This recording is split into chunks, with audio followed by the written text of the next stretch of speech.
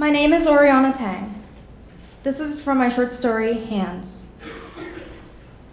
By November, everybody who cared enough to know knew Lily's mother was gone for real.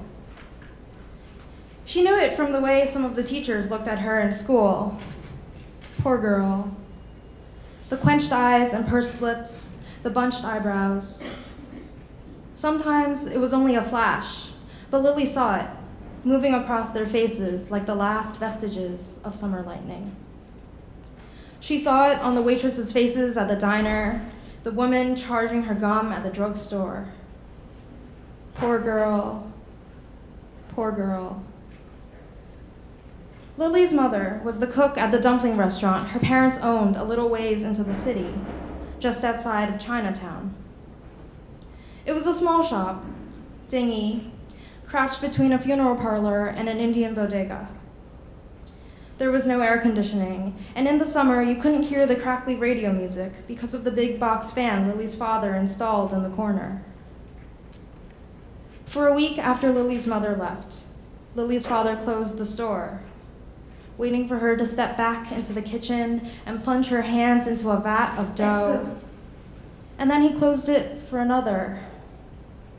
And then finally, he put a hiring sign in the window and bought a dozen packs of pre-made dumplings from the Chinese supermarket and told Lily and Kathy not to tell anyone.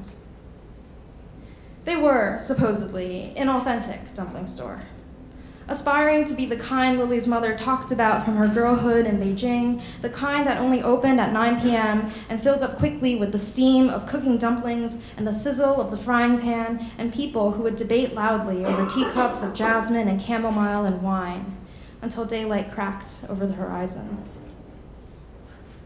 Lily's parents' restaurant opened during regular hours, but Lily's mother insisted they make their own dumplings and give their customers good chopsticks of polished wood and no fortune cookies.